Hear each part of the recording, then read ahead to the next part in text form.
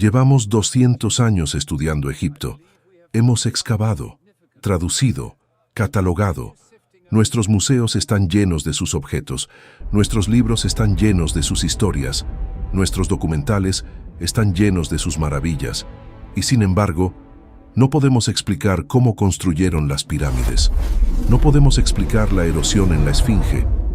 No podemos explicar las cajas de granito de 70 toneladas de Saqqara.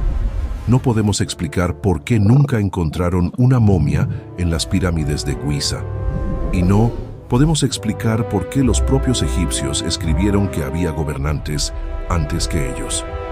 Por 13.000 años, el Egipto que nos enseñaron es la respuesta fácil. Este documental es la pregunta difícil. Vengan con nosotros, porque el Egipto que van a ver aquí no está en los libros de historia. Está en la piedra, en la roca, en los textos que los escribas egipcios escribieron y que la academia moderna prefiere ignorar. Comencemos donde todo comenzó, no en el 3100 a.C., mucho antes.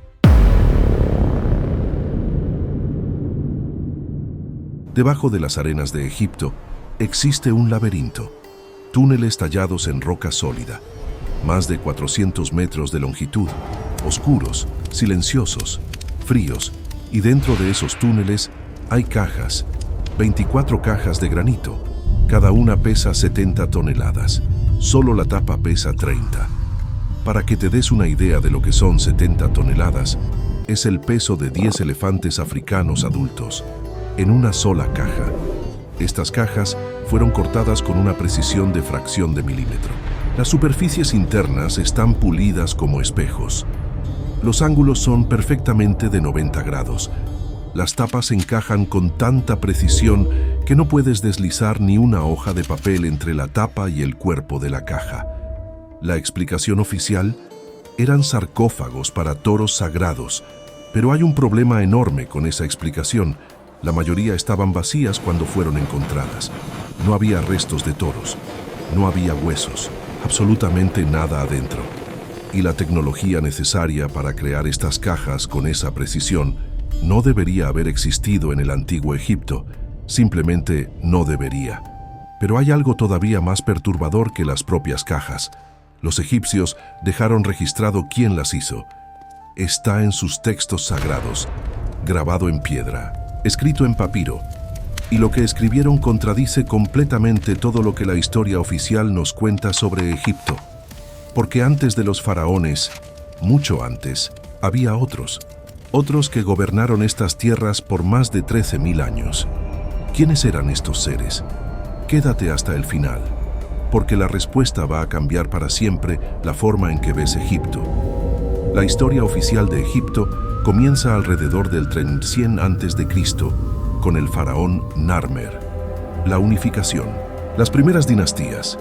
Esa es la narrativa que está en todos los libros de texto. Es lo que te enseñaron en la escuela. Pero los propios egipcios contaban una historia completamente diferente. Una historia que comienza mucho, mucho antes de Narmer.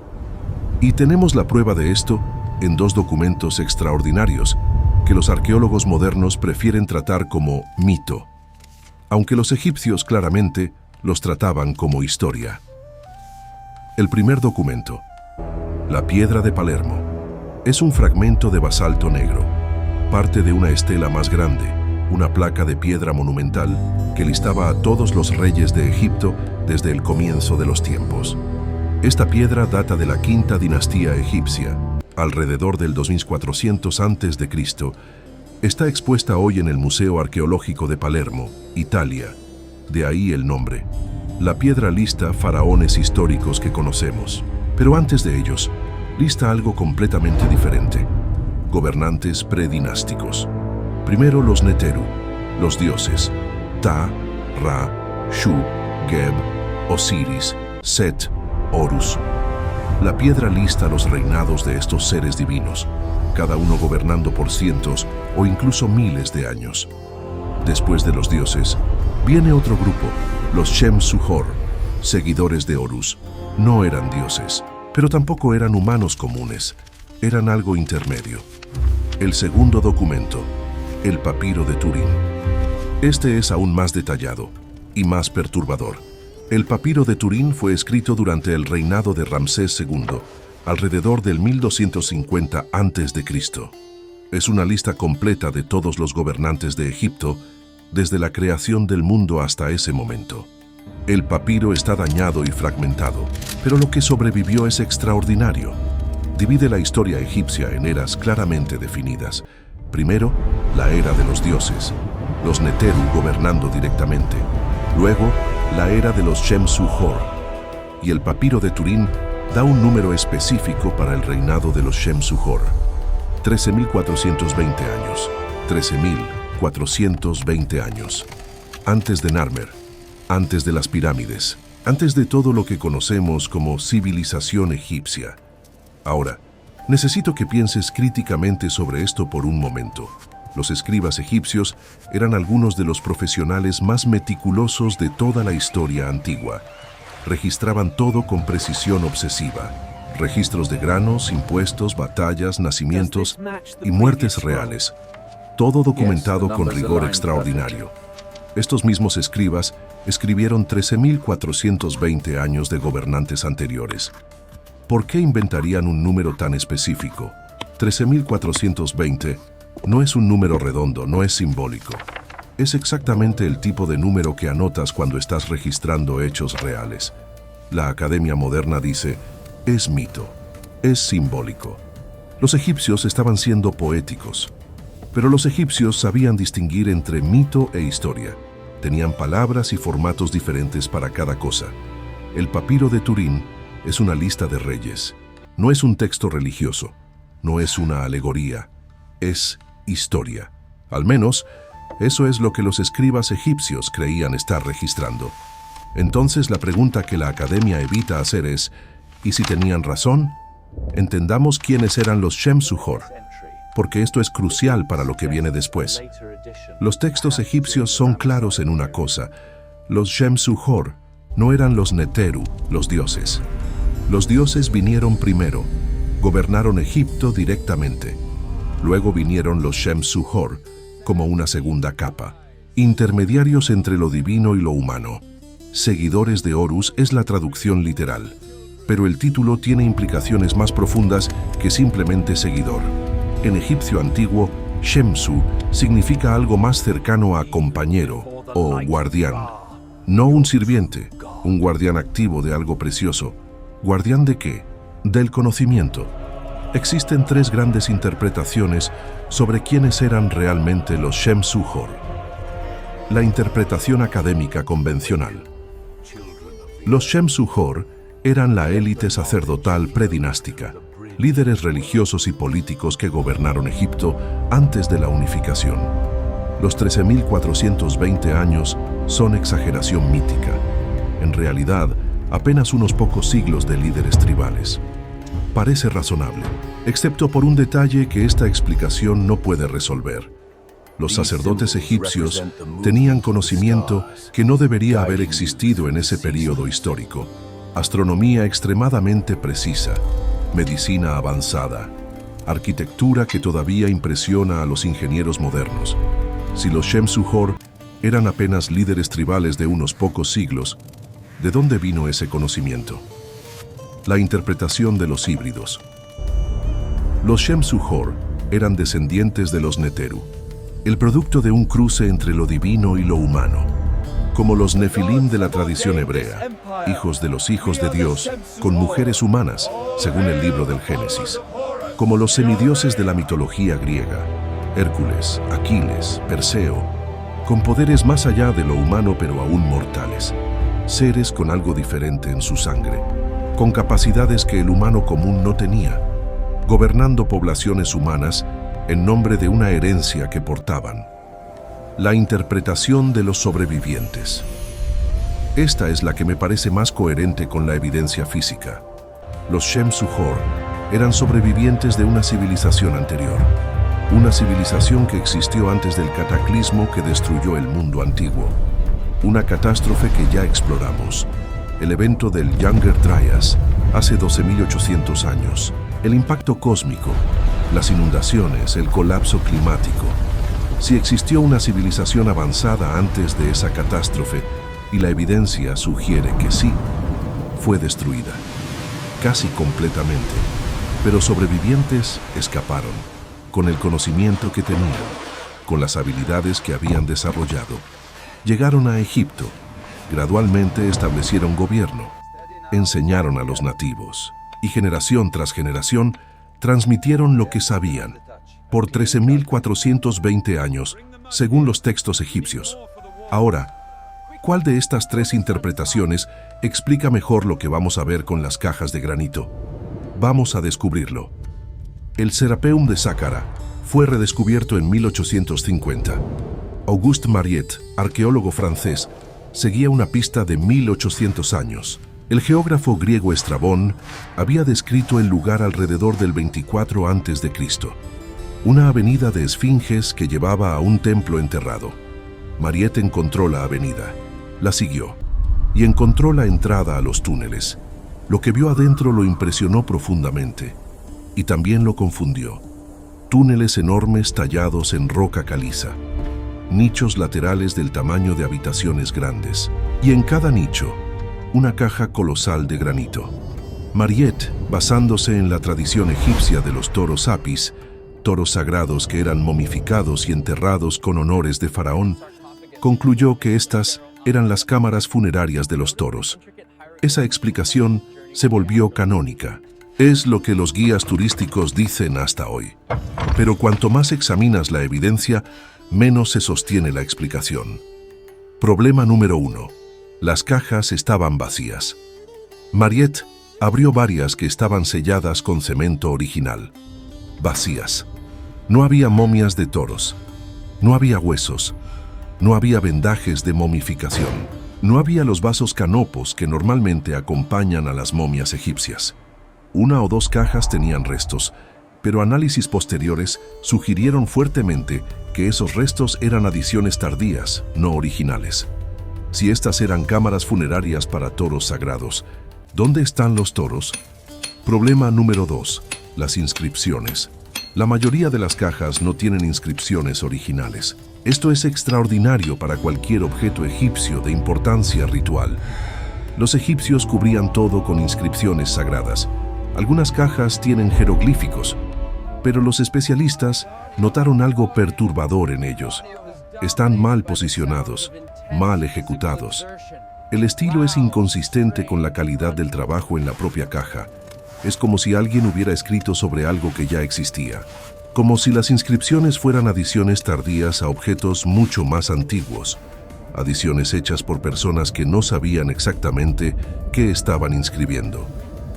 Esto plantea una posibilidad que la arqueología oficial resiste admitir. Las cajas son más antiguas que las inscripciones. Los egipcios dinásticos no las crearon, las encontraron e intentaron darles un propósito que tuviera sentido en su mundo. Problema número 3. La tecnología. Este es el más perturbador de todos. El ingeniero e investigador Christopher Dunn pasó años analizando las superficies de las cajas del Serapeum con instrumentos de medición modernos. Lo que encontró desafía completamente la explicación convencional. Las superficies internas de las cajas son planas dentro de tolerancias de fracciones de milímetro. Para un área de superficie de ese tamaño, 2 metros por 4 metros de profundidad, ese nivel de planicidad es extraordinariamente difícil de lograr incluso con maquinaria moderna. Las esquinas internas son perfectamente rectas, perfectas, no casi perfectas, o impresionantemente buenas para la época, perfectas, y hay evidencia de corte mecánico, marcas de sierra, marcas que indican una herramienta girando a alta velocidad, no un cincel golpeado a mano. Para cortar granito con ese nivel de precisión usando una sierra, necesitas puntas de diamante o material equivalentemente duro, o alguna forma de tecnología de corte de alta energía que no conocemos. Los egipcios tenían herramientas de cobre y bronce. El cobre tiene una dureza de 3 en la escala de Mohs. El granito tiene una dureza entre 6 y 7. No puedes cortar granito con cobre. Es físicamente imposible. El cobre se desgastará antes de hacer ningún rayón significativo en el granito. Entonces, ¿cómo se hicieron estas cajas? La respuesta honesta es, no lo sabemos. Y esa es exactamente la respuesta que abre la siguiente pregunta. Pero la precisión de fabricación no es el único problema. Está el transporte. El granito usado en las cajas del Serapeum vino de Asuán, una ciudad en el sur de Egipto, a orillas del río Nilo. Asuán está a 800 kilómetros de Saqqara, con cajas de 70 toneladas cada una. Más de 24 cajas conocidas, probablemente muchas más aún no descubiertas. Eso significa que alguien movió más de 1.680 toneladas de granito, al menos 800 kilómetros, y luego introdujo estas cajas en túneles subterráneos con centímetros de holgura. Pensemos en la geometría de los túneles por un momento. Los túneles del Serapeum son relativamente estrechos. En algunos puntos, las cajas pasan con menos de 30 centímetros de holgura a cada lado. No hay espacio para rampas amplias. No hay espacio para equipos grandes trabajando con palancas múltiples. El espacio físico simplemente no permite los métodos que propone la explicación convencional. Y hay más. Algunas cajas fueron instaladas en nichos que están en ángulo con el túnel principal. No podían deslizarse directamente. Tenían que girarse con precisión mientras eran movidas. Girar 70 toneladas de granito en espacio confinado. Sin grúas, sin maquinaria pesada, sin siquiera la rueda, que los egipcios no usaban para transporte pesado en este periodo. La explicación oficial habla de rampas de arena, cuerdas de fibra vegetal y gran cantidad de fuerza humana. Pero los ingenieros modernos que calcularon la logística llegaron todos a la misma conclusión. Los métodos propuestos no funcionan dentro de la geometría de los túneles. Simplemente no tienes el espacio físico para aplicar suficiente fuerza con cuerdas y palancas en los puntos necesarios. Algo está mal en la historia, o los métodos eran diferentes de lo que imaginamos, o había tecnología que perdimos, y esta es la posibilidad que conecta todo. Había constructores con conocimiento que los egipcios dinásticos no tenían. Los Shemsu-Hor no desaparecieron cuando los faraones tomaron el poder. Este es un punto crucial que la mayoría de la gente no nota. Cuando la dinastía histórica de Egipto comenzó con Narmer alrededor del 3100 a.C., no borró lo que existía antes, lo absorbió. Los Shemsu-Hor se convirtieron en la élite sacerdotal de Egipto, los guardianes del conocimiento sagrado, los verdaderos detentores del poder detrás de los tronos.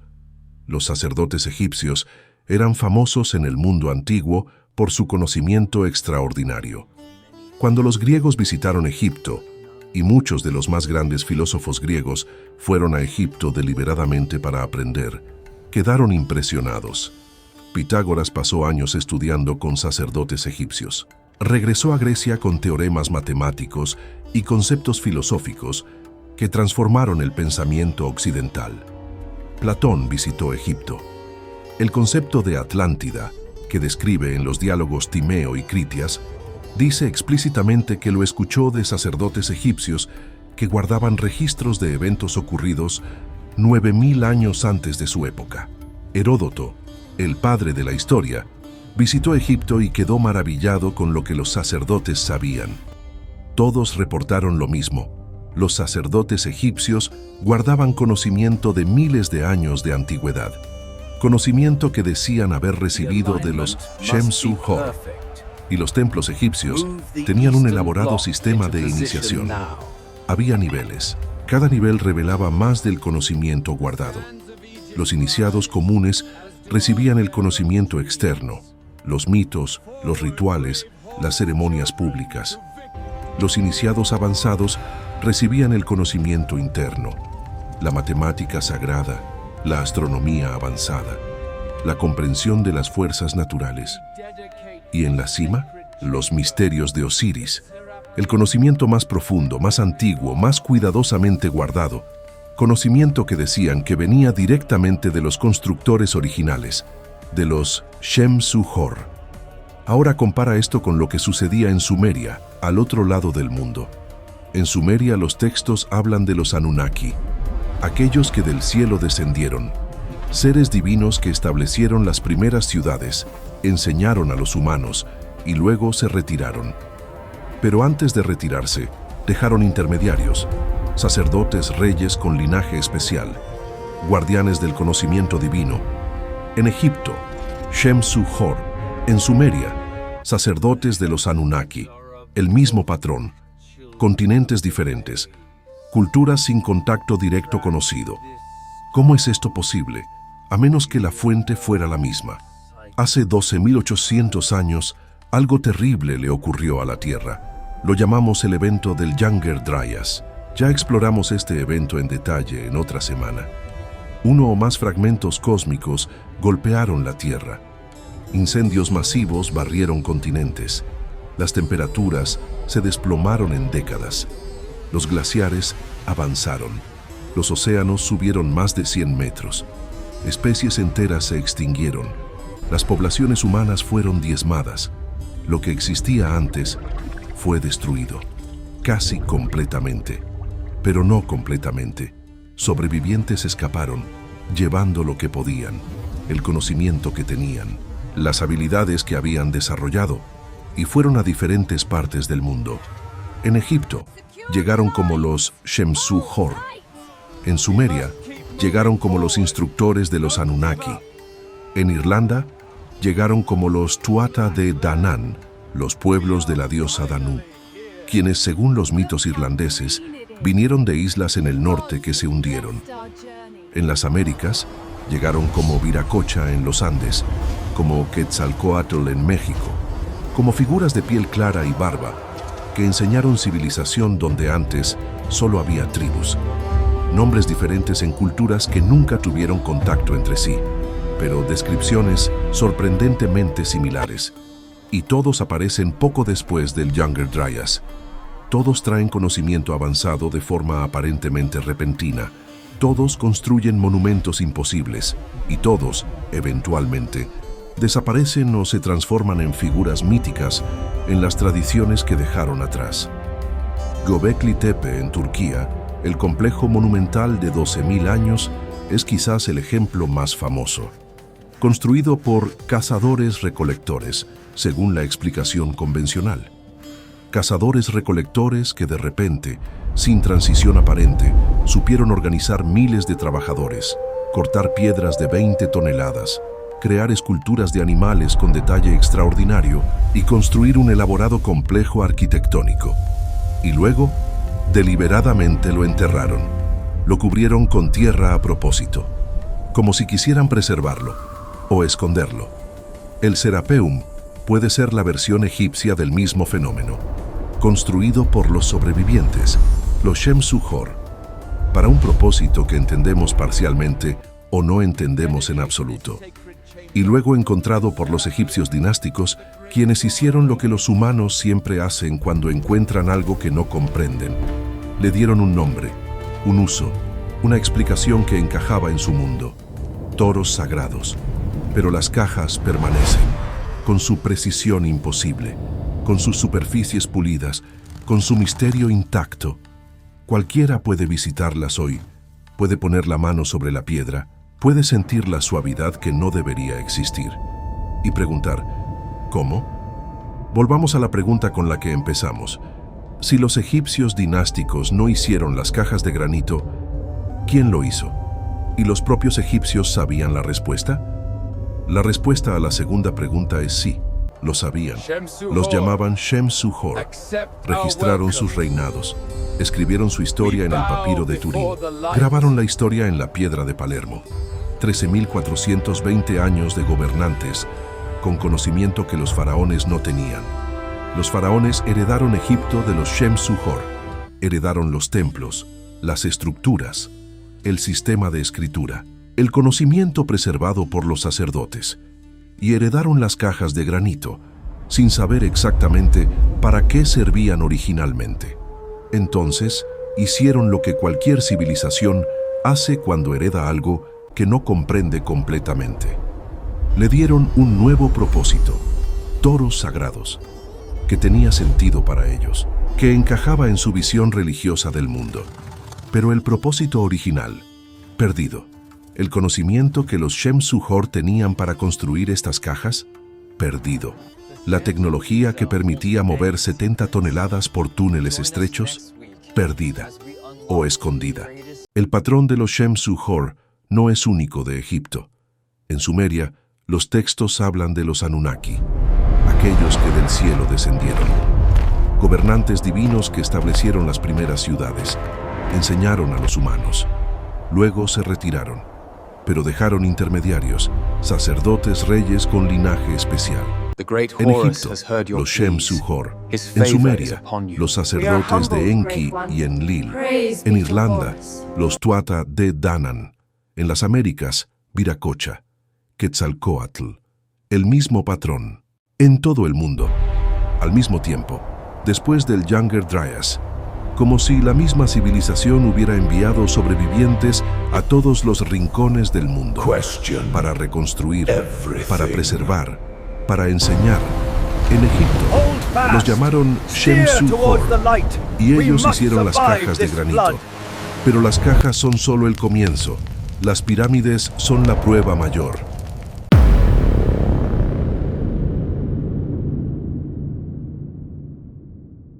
Nunca encontraron una momia en las pirámides de Giza. Eso no es teoría alternativa, no es especulación. Es un hecho arqueológico documentado. En más de 200 años de excavación e investigación intensiva de las 3 pirámides de Giza, la Gran Pirámide, la Pirámide de Kefren y la Pirámide de Micerino, nunca se encontró una sola momia real. No encontraron inscripciones funerarias dentro de la Gran Pirámide. Los textos de las pirámides, las oraciones y fórmulas mágicas que aparecen en todas las demás pirámides egipcias, simplemente no existen dentro de la Gran Pirámide. Está prácticamente sin inscripciones en el interior. No encontraron los vasos canopos que guardan los órganos momificados. No encontraron amuletos protectores. No encontraron las figurillas Ushabti que deberían acompañar al difunto. No encontraron los tesoros que los egipcios enterraban con sus reyes. La Gran Pirámide no tiene ninguna de las características que definen una tumba egipcia. Y en 2018, físicos de 2 universidades europeas publicaron un estudio científico revisado por pares que confirmó algo extraordinario. La Gran Pirámide concentra energía electromagnética en sus cámaras internas. Funciona como una antena, como un resonador de energía. Esto no salió de un blog de conspiración. Fue publicado en una revista científica, con metodología, cálculos y revisión por pares. Entonces la pregunta es simple y directa. ¿Por qué alguien construiría una tumba que funciona como antena de energía? La respuesta que la arqueología convencional evita dar es la más obvia. Porque nunca fue una tumba. Quédate hasta el final, porque vamos a desmantelar el mayor supuesto de la arqueología moderna, bloque por bloque, cámara por cámara. Analicemos la Gran Pirámide como ingenieros, no como turistas maravillados por su tamaño. Si diseñaras una tumba para el hombre más poderoso del mundo, ¿cómo sería? Accesible, con cámaras decoradas con el nombre y los logros del difunto, con espacio para todos los objetos que llevaría a la eternidad, con corredores que los sacerdotes pudieran usar en los rituales. La Gran Pirámide es lo opuesto de eso en casi todos los aspectos. Examinemos cada elemento interno, de abajo hacia arriba. La cámara subterránea. Está tallada directamente en la roca debajo de la pirámide. Parece inacabada. Las paredes son rugosas, sin revestimiento, sin decoración. La explicación convencional. Era el plan original de Keops y fue abandonado. Cambió de opinión y decidió construir las cámaras más arriba. Pero los faraones no cambiaban de opinión a mitad de la construcción de sus tumbas. El proyecto era planificado años antes. Cada detalle era decidido antes de colocar la primera piedra. Una explicación alternativa más coherente.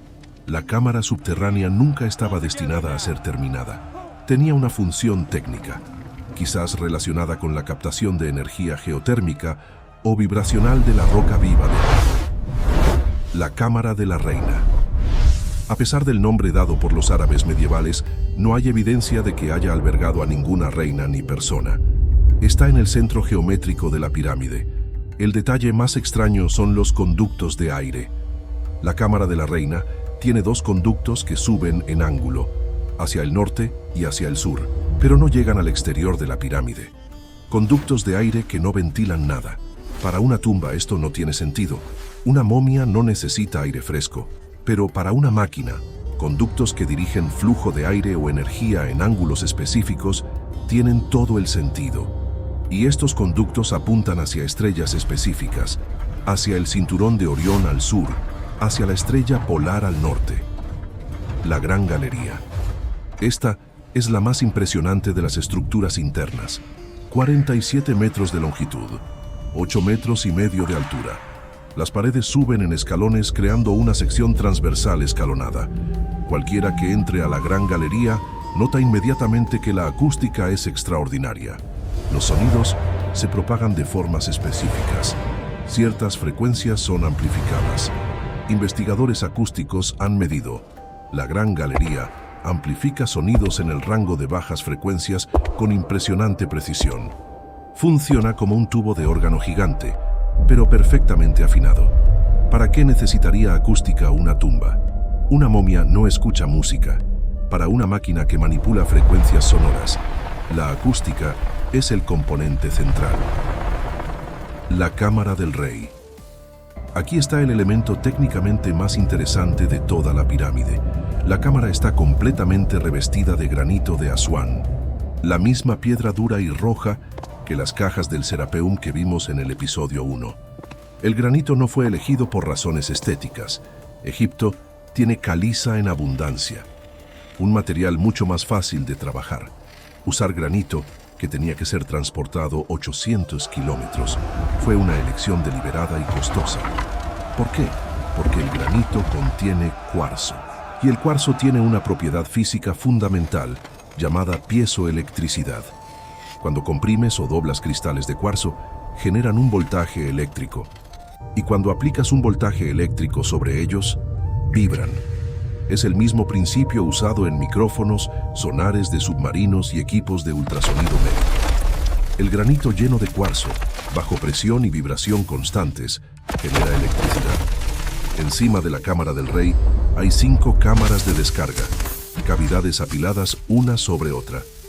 La explicación convencional es que distribuyen el peso de la pirámide de arriba, pero la cámara de la reina directamente abajo no tiene cámaras de descarga y nunca ha colapsado en 4.500 años. El peso es distribuido por los ángulos de la propia pirámide, no por las cámaras. Las cámaras de descarga tienen otra función, posiblemente acústica, posiblemente para crear presión específica sobre el granito de abajo. El sarcófago. Una caja de granito en la cámara del rey, sin tapa. La tapa nunca fue encontrada. Sin inscripciones, sin momia, sin evidencia de uso funerario, y más grande que la entrada a la cámara. Esto significa que fue colocado ahí durante la construcción, no después. Era parte del diseño original. Si era un sarcófago, ¿por qué no hay dónde poner la tapa? ¿Por qué no hay inscripciones con el nombre del faraón que supuestamente sería enterrado ahí? La estructura completa de la Gran Pirámide, desde el nivel subterráneo hasta el ápice, tiene sentido como máquina. No tiene sentido como tumba. En 2018, 2 grupos de investigadores publicaron un estudio en el Journal of Applied Physics. No es una revista marginal. El Journal of Applied Physics es una de las publicaciones científicas más respetadas del mundo en el campo de la física aplicada. Los investigadores eran de la Universidad ITMO en San Petersburgo, Rusia, y del Laserzentrum Hannover en Alemania. El título del estudio: Investigation of the Great Pyramid of Giza as a Resonator of Electromagnetic Energy.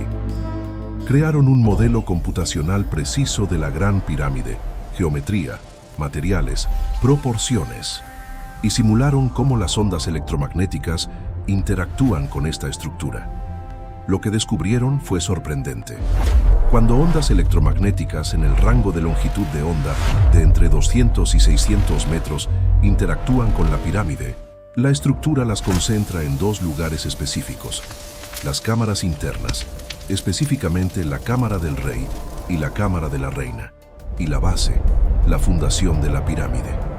La intensidad del campo electromagnético en estas regiones es significativamente mayor de lo que sería sin la estructura piramidal. En lenguaje simple, La pirámide toma energía electromagnética del entorno y la enfoca en puntos específicos de su interior. Funciona como una antena, como un resonador. Los investigadores fueron cuidadosos en sus conclusiones. Dijeron explícitamente que no estaban afirmando que la pirámide fue intencionalmente diseñada para esta función. Solo describían lo que observaron físicamente, pero lo que observaron es real y verificable. Ahora combina esto con los estudios acústicos independientes. Investigadores acústicos que estudiaron la Cámara del Rey midieron su frecuencia de resonancia en 121 Hz, cerca de la nota musical Fa sostenido. El sarcófago de granito resuena en 117 Hz, ligeramente diferente. Cuando dos objetos vibran en frecuencias muy cercanas, crean un fenómeno llamado frecuencia de batimiento, un pulso igual a la diferencia entre las dos frecuencias. En este caso, un pulso de 4 Hz cae en el rango delta de las ondas cerebrales, el estado de sueño profundo y, según algunas investigaciones, de estados alterados de conciencia. ¿Fue esto diseñado intencionalmente? ¿Fue la pirámide construida para inducir estados específicos de conciencia en quienes entraran? No puedo responder eso con certeza, pero sí puedo decir que ningún arquitecto de tumbas egipcio tuvo este cuidado acústico en ningún otro sarcófago o cámara funeraria de Egipto. Esto es único, deliberado e inexplicado. El ingeniero mecánico Christopher Dunn pasó décadas estudiando la Gran Pirámide, no como arqueólogo, como ingeniero, con ojos entrenados para identificar sistemas, componentes y funciones mecánicas. Sus conclusiones fueron publicadas en detalle en el libro The Giza Power Plant en 1998, y ningún debatidor académico ha podido refutar satisfactoriamente su análisis técnico. La hipótesis de Dunn, la Gran Pirámide, era una planta de energía acústica y electromagnética. Así es como funcionaría el sistema, componente por componente. Paso 1. La fuente de vibración. La Gran Pirámide está construida sobre una meseta de caliza. Debajo de esa meseta hay acuíferos, bolsas de agua subterránea que fluyen y se mueven continuamente. El agua moviéndose en cavidades de roca genera vibración. Genera infrasonido, frecuencias por debajo de lo que el oído humano detecta, pero que el cuerpo físico siente. Este infrasonido sube a través de la roca y entra en la estructura de la pirámide. Paso 2. La amplificación. La Gran Galería, con su extraordinaria acústica y paredes escalonadas, funciona como amplificador de frecuencias específicas. Dunn propone que los nichos en las paredes de la Gran Galería contenían resonadores de Helmholtz, dispositivos que amplifican frecuencias específicas, como el sonido que escuchas cuando soplas sobre la boca de una botella vacía. Estos resonadores afinarían y amplificarían las vibraciones que venían de abajo, creando un campo de resonancia preciso. Paso 3. La conversión piezoeléctrica. El granito de la Cámara del Rey, lleno de cristales de cuarzo, estaba sometido a este campo de vibración amplificada. Los cristales de cuarzo bajo vibración generan electricidad. Cuantos más cristales, más electricidad. Cuanto más intensa la vibración, más energía generada. El granito de Asuán tiene alta concentración de cuarzo, entre el 20% y el 30% de su composición mineral. Fue elegido deliberadamente por esta propiedad, no solo por su durabilidad. Paso 4. La transmisión. La Gran Pirámide originalmente tenía un revestimiento externo completo de caliza de Tura, una caliza blanca y extremadamente pulida, tan pulida que brillaba al sol como metal. La caliza es un buen aislante eléctrico. La pirámide con su revestimiento habría sido como un condensador gigante, generando y almacenando carga eléctrica en la estructura de granito conductivo por dentro, aislada por la caliza por fuera. El piramidión, la piedra del ápice hoy desaparecida, puede haber sido de electrum, una aleación natural de oro y plata que es un excelente conductor, un terminal de salida de la energía generada. El revestimiento fue removido a lo largo de los siglos para construir el Cairo. El piramidión desapareció en algún momento de la historia.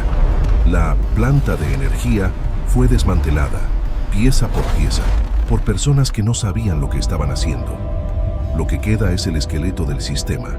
Pero incluso el esqueleto todavía concentra energía electromagnética, como confirmó el estudio de 2018. Una locura, tal vez, pero explica la estructura interna de la pirámide mejor que tumba elaborada para un faraón que nunca fue encontrado ahí. Si la Gran Pirámide era una máquina, había un manual. Alguien sabía cómo construirla, sabía cómo operarla, sabía para qué servía. ¿Dónde está ese conocimiento? Para responder eso necesitamos hablar de Tot. En el panteón egipcio, Tot es único, diferente de todos los demás dioses. Ra era el dios del sol, Osiris era el dios de los muertos, Horus era el dios del cielo, Isis era la diosa de la magia. Todos tenían dominios específicos del mundo natural o sobrenatural. Tot era el dios del conocimiento en sí mismo, como concepto absoluto. Tot inventó la escritura jeroglífica. Al menos eso es lo que dicen los textos egipcios. Él creó el sistema por el cual el conocimiento podía ser registrado y preservado. Tot inventó las matemáticas, la geometría, la astronomía, la medicina. Tot era el escriba de los dioses, lo que significa que registraba todo. En cualquier reunión divina, Tot estaba presente, documentando. Los griegos, cuando encontraron a Tot, lo identificaron inmediatamente con Hermes, su propio dios del conocimiento y la comunicación. Lo llamaron Hermes Trismegisto, Hermes 3 veces grande. Toda la tradición hermética occidental, la alquimia medieval, la magia renacentista, el hermetismo filosófico, afirma derivar del conocimiento de Tot Hermes. Pero, ¿quién era Tot realmente? Los textos egipcios lo describen como habiendo existido antes de las dinastías, como siendo uno de los primeros, no nacido de otros dioses, sino simplemente existiendo desde el principio. Algunas tradiciones egipcias dicen que Tot vino de una tierra lejana. Trajo el conocimiento de una civilización que había sido destruida. Se estableció en Egipto y enseñó. ¿Suena familiar? Es el mismo patrón que los Shem-Su-Hor del episodio 1. Tot puede haber sido uno de los Shem-Su-Hor, o quizás el más importante de ellos, el guardián central del conocimiento técnico. Y antes de partir, antes de retirarse de la vida pública, lo que sea que eso signifique concretamente, guardó el conocimiento más importante, para que no se perdiera de nuevo. Lo guardó debajo de la Esfinge, en la sala de los registros. La sala de los registros no es solo una leyenda esotérica. Hay referencias a cámaras secretas en Giza, en textos egipcios antiguos. El libro de Tot, un texto que supuestamente contenía el conocimiento supremo, es descrito como estando oculto en algún lugar del área de Giza. La tradición árabe medieval, que precedió a la arqueología moderna, habla consistentemente de cámaras y tesoros debajo de las pirámides y la Esfinge. Y Edgar Cayce, el profeta durmiente americano que hizo cientos de lecturas psíquicas documentadas en las décadas de 1930 y 1940, describió específicamente una cámara debajo de las patas delanteras de la Esfinge, con registros de la Atlántida, con la verdadera historia de los orígenes de la humanidad. Cayce hizo esta declaración décadas antes de que existiera ninguna tecnología de escaneo para verificarla. En 1991, investigadores usaron equipos sísmicos alrededor de la Esfinge. Robert Schoch, geólogo de Yale, y Thomas Dobecki, geofísico, condujeron el estudio. Encontraron anomalías claramente definidas debajo de la Esfinge. Una cavidad rectangular debajo de las patas delanteras, con dimensiones de aproximadamente 12 metros de largo por 9 metros de ancho. No natural, con bordes definidos. Una cámara. En 1996, investigadores de la Universidad Estatal de Florida repitieron el experimento con tecnología diferente, georadar. Obtuvieron resultados similares. Cámaras, estructuras definidas debajo de la Esfinge. 2 estudios independientes, metodologías diferentes. Misma conclusión, existe algo construido debajo de la Esfinge. El gobierno egipcio, que controlaba el acceso a Giza, se interesó mucho en estos hallazgos, y luego cerró todo. Zahi Hawass, secretario general del Consejo Supremo de Antigüedades de Egipto durante muchos años, tomó control total de las investigaciones en Giza. Las solicitudes de excavación fueron denegadas. Los investigadores independientes fueron impedidos de realizar estudios en el área. Hawass declaró públicamente que las anomalías eran naturales, que no había nada significativo debajo de la esfinge. Pero aquí está el problema lógico de esa declaración. Para saber que no hay nada significativo en un lugar, necesitas haber investigado ese lugar.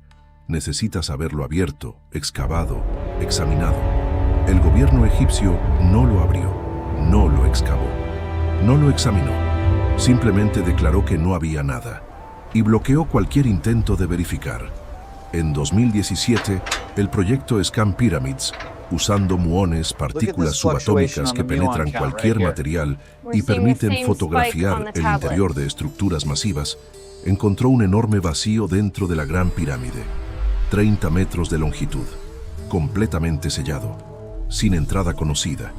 En 2023, un equipo encontró un corredor oculto justo detrás de la entrada principal de la pirámide, también sellado, también sin propósito obvio según la arqueología convencional.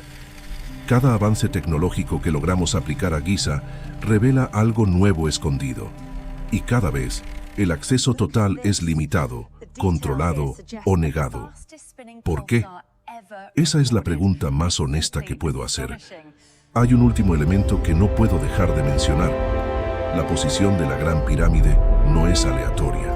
Si divides la superficie terrestre en cuadrantes, separando la masa continental de tierra del océano, el centro geométrico de esas masas terrestres cae exactamente en Giza. La probabilidad de que esto sea accidental es astronómicamente pequeña. La latitud de la Gran Pirámide es 29.979,458 grados norte. La velocidad de la luz en el vacío es 299.792,458 metros por segundo. Los mismos dígitos, reordenados, pero los mismos. ¿Podría esto ser coincidencia? Tal vez, pero si lo es de un orden que debería hacernos reflexionar. Los alineamientos astronómicos de la pirámide son extraordinariamente precisos. Está alineada al norte verdadero con un error de solo 13/60 de un grado, más preciso que el observatorio de Greenwich, construido con tecnología moderna del siglo XVII. Los conductos de la Cámara del Rey apuntan hacia Orión al sur y hacia la estrella polar al norte, pero calculados para las posiciones de esas estrellas hace 10.500 años, no hoy, hace 10.500 años. ¿Por qué apuntar hacia donde estaban las estrellas hace 10.500 años? ¿Porque fue cuando la pirámide fue diseñada o cuando fue construida? Y las tres pirámides de Giza, juntas, replican el patrón del cinturón de Orión, las tres estrellas centrales de la constelación, también calculadas para el 10.500 a.C. Los constructores dejaron una fecha codificada en las estrellas, una fecha muy anterior a la historia convencional de Egipto, una fecha que coincide con el fin del Younger Dryas, el cataclismo que discutimos en la Semana de las Civilizaciones Perdidas. Una fecha que dice, aquí es donde todo comenzó de nuevo. Volvamos a la pregunta con la que empezamos. Si las pirámides nunca tuvieron momias, ¿para qué fueron construidas? La ciencia moderna nos está diciendo, concentraban energía. La estructura interna sugiere, convertían vibración en electricidad. La acústica confirma, fueron diseñadas para manipular frecuencias. La posición y los alineamientos muestran, fueron construidas por alguien que conocía la tierra y el cielo con una precisión que no debería haber existido en esa época. ¿Y dónde está el manual? Posiblemente debajo de la esfinge, en cámaras que detectamos en 1996 con instrumentos científicos y que nunca pudimos abrir. Puede ser que no haya nada ahí. Puede ser que las cámaras estén vacías o contengan solo roca natural. Pero la otra posibilidad existe. Y mientras el acceso sea negado, esa posibilidad permanece abierta. Si existe, y los escaneos de 1996 sugieren que sí.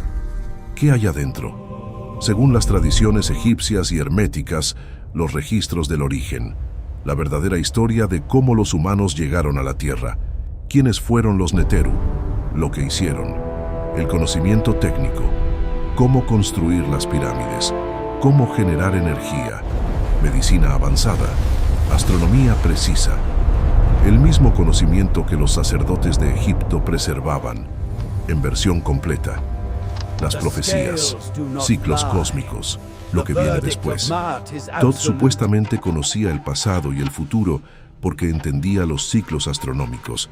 El libro de Thoth, el texto supremo, que, según las leyendas, contiene poder sobre la realidad, que da comprensión de los principios fundamentales del universo. ¿Leyenda? Probablemente sí, en su forma literal. Pero una leyenda no surge de la nada, y las cámaras detectadas en 1996 son reales. Si hay cámaras, y las hay, ¿qué están guardando? ¿Y por qué nadie puede entrar? Quizás la respuesta esté en la estructura más visible de Giza, que después de todo no es lo que parece. Mira la esfinge, no el rostro, el cuerpo. ¿Ves esas marcas en la piedra? Esas ranuras verticales que bajan por el cuerpo como si alguien hubiera derramado agua durante siglos. Esa erosión no fue hecha por arena y viento. Si fuera arena y viento, las marcas serían horizontales. Tendrían un patrón de exfoliación, capas removidas gradualmente por el roce. Las marcas en la esfinge son verticales, onduladas, profundas, características de un único agente: agua, mucha agua, durante mucho tiempo. El problema es que Egipto no ha tenido lluvias intensas desde hace al menos 7000 años. Cuando el Sahara era verde, entre el 10.000 y el 5000 a.C., había precipitaciones suficientes para causar esta erosión. Luego el clima cambió. El desierto avanzó. Las lluvias intensas dejaron de existir en la región. Si la erosión es de agua, la esfinge fue esculpida cuando Egipto todavía tenía lluvias intensas. Eso ubica a la esfinge como mínimo en el 5000 a.C., probablemente antes del 7000 a.C., posiblemente antes del 10.000 a.C., 2000, 3000, 5000 años antes de Kefren, el faraón al que la historia oficial atribuye la construcción. Pero espera, hay más. Mira ahora la cabeza, es demasiado pequeña para el cuerpo, completamente desproporcionada. Esto no es un error artístico. Los egipcios no cometían errores así en monumentos de esta escala. La cabeza no es la original. Alguien volvió a esculpir la cabeza de un monumento mucho más antiguo, borró lo que había, puso otra cosa. ¿Qué había antes? ¿Por qué lo borraron? ¿Y por qué en 2024, con toda la tecnología que tenemos, todavía no tenemos autorización para excavar bajo las patas delanteras de la esfinge, donde en 1996 detectaron cámaras? En 1990, un geólogo tomó una decisión que cambiaría el debate sobre el antiguo Egipto. Robert Schoch, doctor en geología por la Universidad de Yale, una de las más respetadas del mundo, decidió examinar la esfinge no como arqueólogo, sino como geólogo. No le interesaba quién la construyó según los textos históricos, le interesaba lo que decía la roca, y la roca no miente. Schoch pasó semanas examinando metódicamente la erosión en el cuerpo de la esfinge y en las paredes del recinto excavado alrededor de ella. Lo que observó era claro para cualquier geólogo entrenado. La erosión en el cuerpo de la esfinge tiene un patrón hídrico, causado por precipitación. Las ranuras verticales, onduladas y profundas, que bajan por el cuerpo como cortinas de piedra desgastada, son un patrón de manual de erosión por lluvias intensas durante un periodo prolongado. Compara esto con la erosión que se ve en los lados de las pirámides, que son aproximadamente de la misma época que la datación convencional de la esfinge. En las pirámides, la erosión es horizontal, por exfoliación, por el impacto de arena arrastrada por el viento. Completamente diferente. Dos monumentos en la misma región geográfica, dos patrones de erosión completamente distintos. La diferencia solo tiene una explicación. La esfinge es mucho más antigua que las pirámides. Estuvo expuesta a un clima que las pirámides nunca conocieron. Schoch calculó cuánto tiempo sería necesario para producir el nivel de erosión que observó, usando datos climáticos históricos de la región. La conclusión, La esfinge necesitaría haber estado expuesta a lluvias intensas durante al menos 1500 a 2000 años, y ese periodo de lluvias intensas terminó en Egipto alrededor del 5000 a.C., o más probablemente el 7000 a.C. Esto ubica la construcción de la esfinge entre el 7000 y el 5000 a.C., como mínimo. Posiblemente antes del 10.000 a.C., Schoch presentó su descubrimiento en 1991 en la conferencia anual de la Geological Society of America, la principal sociedad de geólogos de los Estados Unidos. Los geólogos presentes examinaron la metodología, examinaron los datos y en su mayoría concordaron. El patrón de erosión era consistente con erosión hídrica. El análisis era geológicamente sólido, pero los egiptólogos tuvieron una reacción completamente diferente. El doctor Zahi Hawass, quien sería por décadas la figura más poderosa de la arqueología egipcia, atacó públicamente la teoría con una línea de razonamiento que revela más sobre el estado de la arqueología convencional que sobre la teoría de Schoch. Hawass dijo esencialmente: la esfinge no puede ser más antigua porque no había civilización avanzada antes del 3100 a.C. ¿Ves el problema en ese argumento? Está diciendo, la evidencia geológica está equivocada porque contradice lo que ya creemos. Eso es lo opuesto al método científico.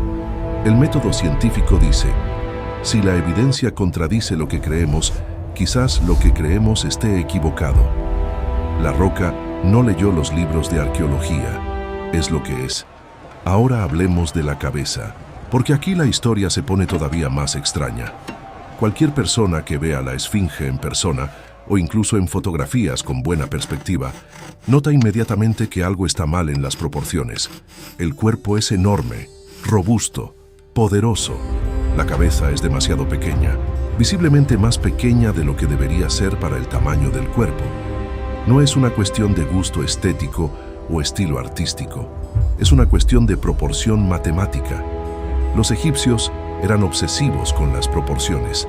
Tenían cánones artísticos estrictos que definían exactamente cómo cada elemento del cuerpo humano o animal debería relacionarse con los demás.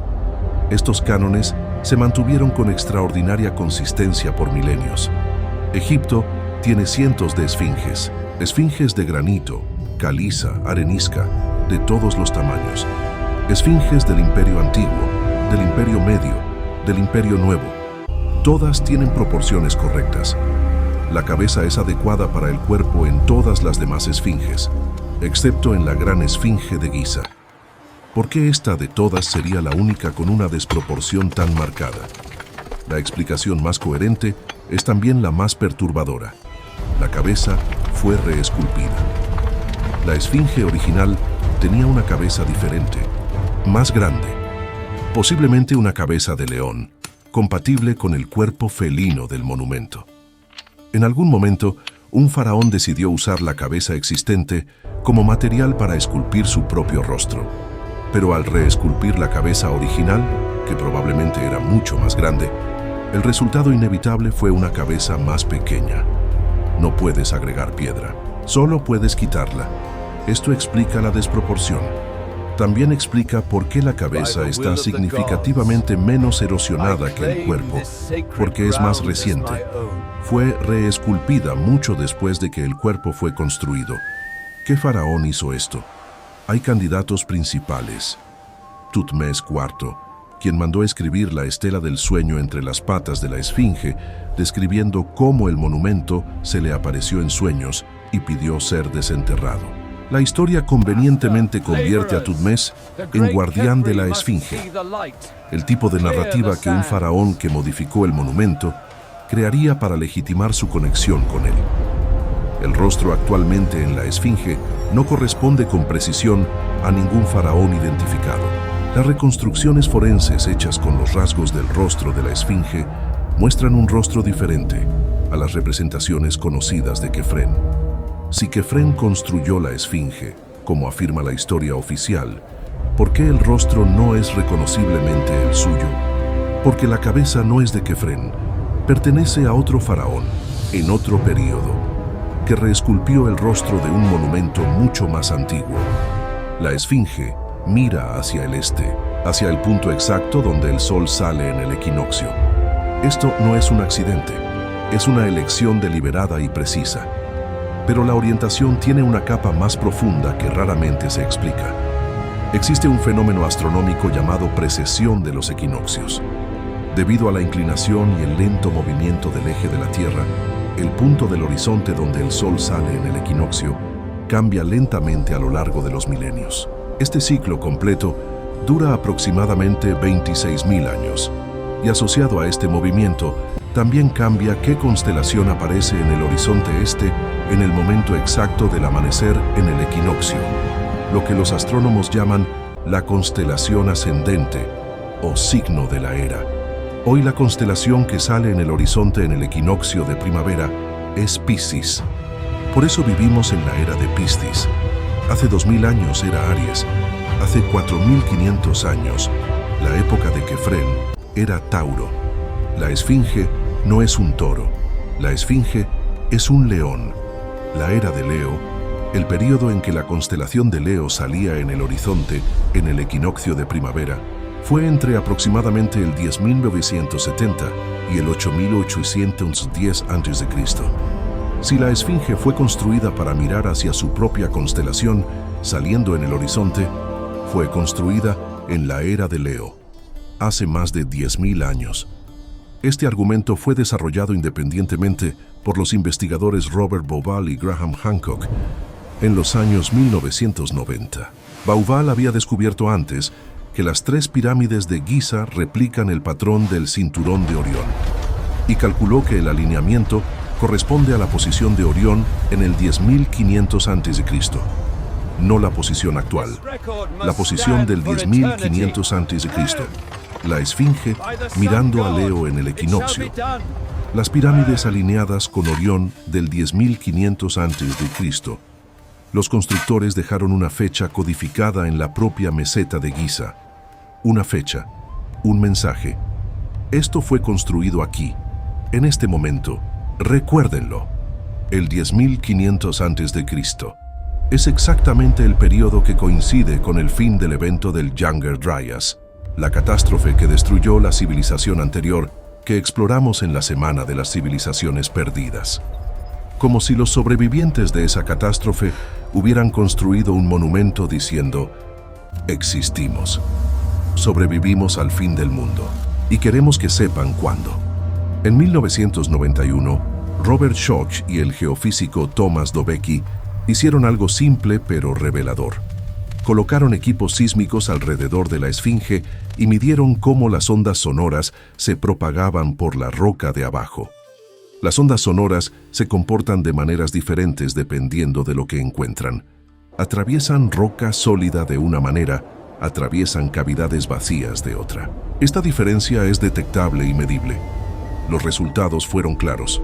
Debajo de las patas delanteras de la esfinge hay una cavidad con una forma rectangular claramente definida, aproximadamente 12 metros de largo por 9 metros de ancho. No es una fisura natural en la roca. Las fisuras naturales no tienen forma rectangular con bordes definidos. Es una cámara construida. En 1996, investigadores de la Universidad Estatal de Florida repitieron el experimento con tecnología diferente, georadar. Obtuvieron resultados similares. Cámaras, estructuras definidas debajo de la esfinge. 2 estudios independientes, metodologías diferentes. Misma conclusión. Existe algo construido debajo de la esfinge. El gobierno egipcio, que controlaba el acceso a Giza, se interesó mucho en estos hallazgos y luego bloqueó todo. Zahi Hawass declaró públicamente que no había nada significativo, que las anomalías eran naturales. Pero observa el problema lógico en esa declaración. Para saber que no hay nada significativo en un lugar, necesitas haber investigado ese lugar. Necesitas haberlo abierto, excavado, examinado. El gobierno egipcio no lo abrió, no lo excavó, no lo examinó. Simplemente declaró que no había nada y bloqueó cualquier intento de verificar. En 2017, el proyecto Scan Pyramids, usando muones, partículas subatómicas que penetran cualquier material y permiten fotografiar el interior de estructuras masivas. Encontró un enorme vacío dentro de la Gran Pirámide, 30 metros de longitud, completamente sellado, sin entrada conocida. En 2023, un equipo encontró un corredor oculto justo detrás de la entrada principal de la pirámide, también sellado, también sin propósito obvio, según la arqueología convencional. Cada avance tecnológico que logramos aplicar a Giza revela algo nuevo escondido, y cada vez el acceso es limitado, controlado o negado. ¿Por qué? Esa es la pregunta más honesta que puedo hacer. Quiero ser justo con la academia aquí. No está compuesta de conspiradores maliciosos que intentan ocultar la verdad. La arqueología convencional tiene razones genuinas para resistir las conclusiones que estamos discutiendo. La primera razón es epistemológica. La ciencia funciona sobre la base de evidencia acumulada y consenso. Cambiar el consenso requiere evidencia extraordinaria.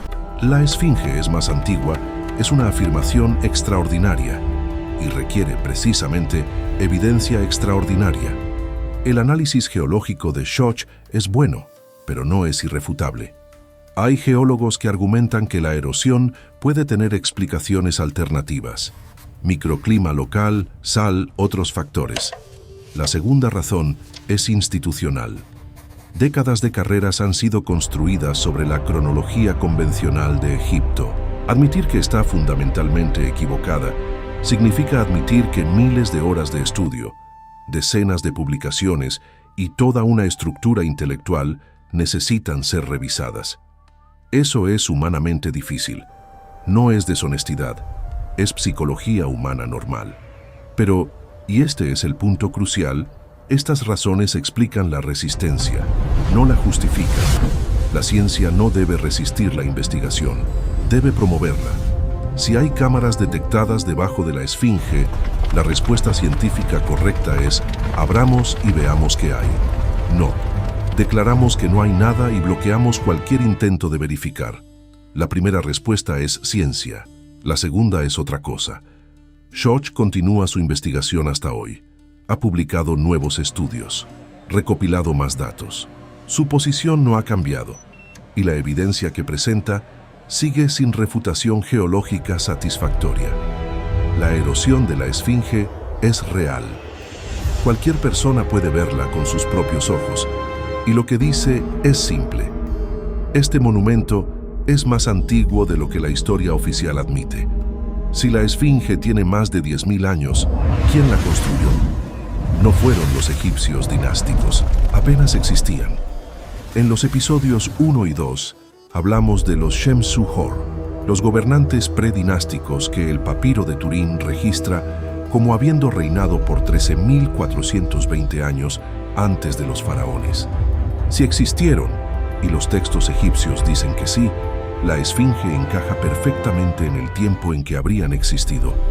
¿Eran capaces de un monumento de esta escala? Göbekli Tepe, en Turquía, nos muestra que sí. Con 12.000 años de antigüedad, este complejo monumental fue construido en una época que la arqueología decía que era imposible. Y sin embargo, ahí está. Quienquiera que haya construido Göbekli Tepe tenía organización social, conocimiento técnico y capacidad de ejecución que contradice el modelo de cazadores-recolectores primitivos. Los mismos constructores, o constructores del mismo nivel de desarrollo, pueden haber construido la esfinge en el mismo periodo. Y la esfinge importa por una razón que va más allá de la arqueología. Si es más antigua, toda la cronología de Egipto necesita ser revisada. Si toda la cronología de Egipto necesita ser revisada, ¿qué más está equivocado? La esfinge es el perno que, si se retira, podría reorganizar todo el rompecabezas. Por eso está tan protegida, tan controlada, tan rodeada de silencio. No porque haya una conspiración organizada para ocultar la verdad, sino porque la verdad que carga es demasiado grande para ser procesada fácilmente. La esfinge mira hacia el horizonte, hacia donde Leo salía hace más de 10.000 años, construida por manos que la historia oficial no reconoce. con una cabeza que no es la original, reesculpida por un faraón que quería reclamar lo que no construyó, con cámaras debajo que detectamos y nunca abrimos, con erosión en la piedra que cuenta una historia diferente a la oficial. Antes de cerrar, quiero ser honesto con ustedes. No sé todo, nadie sabe. Lo que he presentado en este documental es evidencia, y las preguntas que esa evidencia plantea. El análisis geológico de Robert Schoch es metodológicamente sólido. Los geólogos revisores lo encontraron creíble en 1991 y nada ha surgido desde entonces para cambiar esa evaluación. El estudio de 2018 sobre las propiedades electromagnéticas de la Gran Pirámide está publicado, revisado por pares y es reproducible. Las cámaras detectadas debajo de la Esfinge en 1991 y 1996 están documentadas en investigaciones publicadas por científicos acreditados de universidades importantes. El papiro de Turín existe, está en el Museo de Turín. La cifra de 13.420 años está ahí, en el texto. Estos no son inventos. Estos son hechos que la narrativa oficial prefiere minimizar. Las preguntas que estos hechos plantean son legítimas.